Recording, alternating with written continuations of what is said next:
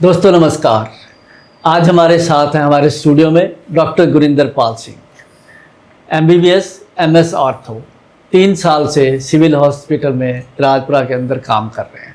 आज हम उनसे चर्चा करने वाले हैं कि आम आदमी को हड्डियों की क्या क्या समस्याएं होती हैं। नमस्कार जी, मेरा नाम डॉक्टर गुरिंदर है और बहुत ही धन्यवादी हूँ भाई साहब का जो मुझे मौका दिया यहाँ पर आने का। और जैसे कि अपन बात करें, हड्डियों की समस्याएं अपने अराउंड काफ़ी ज़्यादा बढ़ रही हैं। से आप लोग देख रहे हो, इवन छोटी उम्र में भी बच्चों में भी बैक पेन वगैरह या घुटनों में दर्द या बहुत ही कमज़ोर सी गिर जाना, उसके साथ फ्रैक्चर हो जाना, ये चीज़ें बहुत कॉमन हो चुकी हैं आजकल। ये रीज़न क्या है, इसका कारण? इसका रीज़न बेसिकली तो आजकल रिपोर्ट्स में पाया जा रहा है कि विटामिन D3 की बहुत ज़्यादा डेफिशिएंसी आ रही है पॉपुलेशन में, जिसका कि बेसिक रीज़न पानी से रिलेटेड ही है, जो कि RO वाटर है वो काफ़ी मिनरल खींच लेता है। तो मैं तो अपने सभी पेशेंट्स को हमेशा से यही रिकमेंड करता हूँ कि वो ताज़े पानी को उबाल के पिएँ और RO के पानी की कंजम्पशन थोड़ा कम करें। और दूसरी चीज़, आजकल आउटडोर एक्टिविटीज़ बच्चों की बहुत कम हो गई हैं, सब अंदर बैठ के खेलते हैं अंदर। स्पेशली सर्दियों में धूप का एक्सपोजर बहुत मिनिमल हो गया है अपनी पॉपुलेशन में, जिसकी वजह से विटामिन D3 काफ़ी कम चल रहा है, उसकी वजह से ये सभी प्रॉब्लम्स आती हैं। तो अगर किसी को हो जाए, मान लीजिए बैक एक है, जो स्पाइनल जिसको वो बोलते हैं, कि तो उसका क्या फिर इलाज संभव है? देखो, अगर तो थोड़ा बहुत पेन है, आपको 2-4 दिन का पेन है, उसके लिए तो मेडिसिन की खास ज़रूरत भी नहीं होती। उसके लिए तो आप सिंपल हॉट फर्मेंटेशन वगैरह कर सकते हो, सेक वगैरह कर सकते हो, 5-4 दिन रेस्ट कर लो, ट्रैवलिंग अवॉइड करो, उससे ही वो ठीक हो जाता है। लेकिन स्टिल अगर इन प्रिकॉशंस लेके भी नहीं ठीक होता, फिर तो आपको दवाई पर ही जाना पड़ता है, मेडिसिन के साथ ही जाना पड़ता है। तो एक और समस्या जो कई सालों से बहुत बड़ी है, वो है घुटनों की, और फीमेल्स में पर्टिकुलर देखा गया कि वो बहुत ज़्यादा होने लगा है। इसके कारण क्या है? हाँ, घुटनों का दर्द या घुटने खराब होना बहुत ही ज़्यादा बढ़ चुका है पिछले कुछ सालों में। फीमेल्स में ही नहीं, मेल्स और फीमेल्स दोनों में ही बराबर इंसिडेंस है। इसका मेन कारण कुछ खास बहुत बुक्स में भी नहीं आया है अभी, लेकिन जो प्रैक्टिकली मैंने एक्सपीरियंस किया है उसका भी रीज़न सेडेंटरी लाइफस्टाइल ही है। नीचे बैठना बहुत कम हो गया है, सब लोग चेयर पे बैठना या बेड पे बैठना प्रेफर करते हैं, चौंकड़ी मार के नहीं बैठते। इंडियन टॉयलेट सीट का यूज़ बिल्कुल निल हो गया है, उसकी वजह से काफ़ी मेन रीज़न है। और दूसरी चीज़ सेडेंटरी लाइफस्टाइल है, पसीना निकलता नहीं, AC में बैठते हैं, जोर भार का काम नहीं करना, कोई साइकिल एक्सरसाइज वर्कआउट बहुत कम हो गया है आम पॉपुलेशन में। तो उसकी वजह से क्या होता है कि अपने जोड़ों में फ्री रेडिकल्स वगैरह डिपॉजिट हो जाते हैं, जो कि जोड़ों को बहुत ही तेजी के साथ खराब करते हैं। अगर यही पसीना अच्छी तरह से बॉडी से निकले तो वो फ्री रेडिकल्स वॉश आउट हो जाते हैं। और अगर हम डाइट की बात करें, अपने एंटीऑक्सीडेंट्स एक चीज़ होती है जो इन फ्री रेडिकल्स को वॉश आउट करती है बॉडी में से, और वो एंटीऑक्सीडेंट कोई बहुत बड़ी आपको महंगी खुराक या महंगी दवाइयों की ज़रूरत नहीं होती उसके लिए।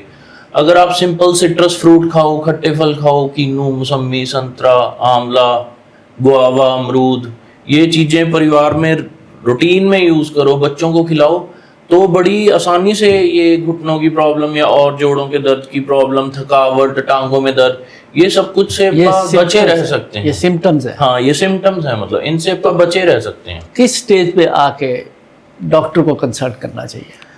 देखो, डॉक्टर को कंसल्ट क्या कुछ पर्टिकुलर अपन ऐसे लाइन नहीं खींच सकते कि अब टाइम आ गया डॉक्टर को दिखाने का।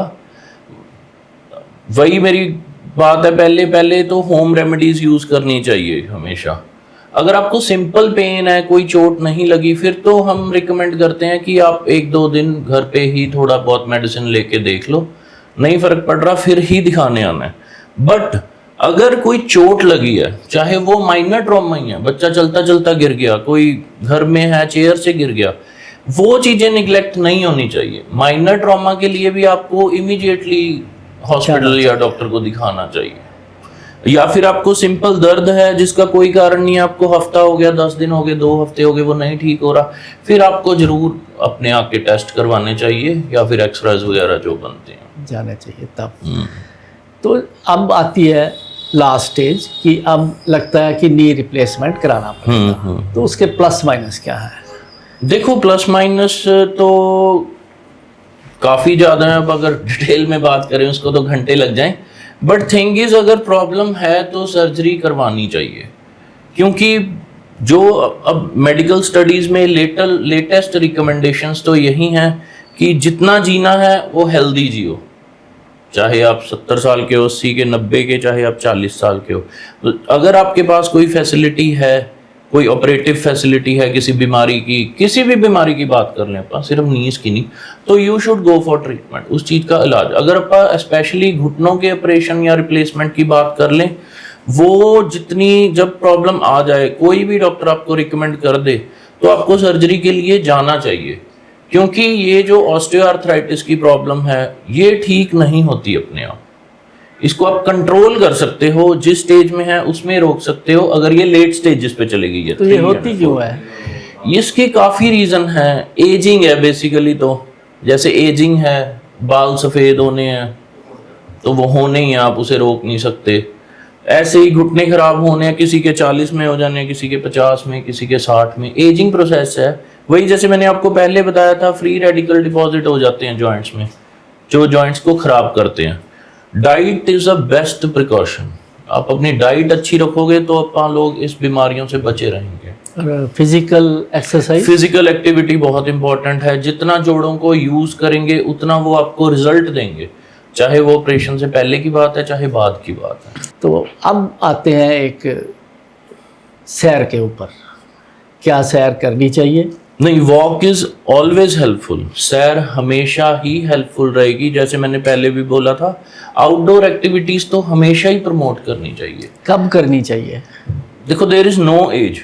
बच्चों में भी आउटडोर एक्टिविटी जरूरी है। वो चलो सैर के फॉर्म में नहीं लगा लें, बच्चों को बाहर खेलना चाहिए, शाम को धूप का एक्सपोजर भी जरूरी है, और वैसे भी ताजी हवा भी जरूरी है। और जो अपन सैर, स्पेसिफिकली सैर की बात कर लें, वो हर एज के लिए जरूरी है, सिर्फ जॉइंट्स के लिए ही नहीं, बाकी भी जो अपनी हार्ट की प्रॉब्लम है, सांस की प्रॉब्लम है, और एनीथिंग। नहीं, मेरा कब से मतलब टाइमिंग्स का था कि सुबह की सैर ज़्यादा बेहतर है या शाम की, या दोनों ही बराबर सिग्निफिकेंस है, दोनों का कोई फर्क नहीं है। आधे पौने घंटे की सैर दिन में सॉफ्ट सरफेस पे, अगर आपके पास ऑप्शन है तो, जो अपना हार्ड रोड की बजाय अगर आप घास पे सैर करो या मिट्टी पे सैर करो तो वो ज़्यादा बेनिफिशियल होती है हार्ड सरफेस। और आधा पौना घंटा की सैर एक time, I think it is more than sufficient. तो हर एक एज ग्रुप को आउटडोर एक्टिविटीज। और सैर करने का तरीका, सैर जैसे पेशेंट कंफर्टेबल है। अब देखो, ज़्यादा तेज सैर करनी भी रिकमेंड नहीं होती, क्योंकि हो सकता है आपको माइनर सी हार्ट की प्रॉब्लम हो, वो अगर तेज चल के सांस चढ़ रहा है तो वो तो बिल्कुल ही रिकमेंडेड नहीं है।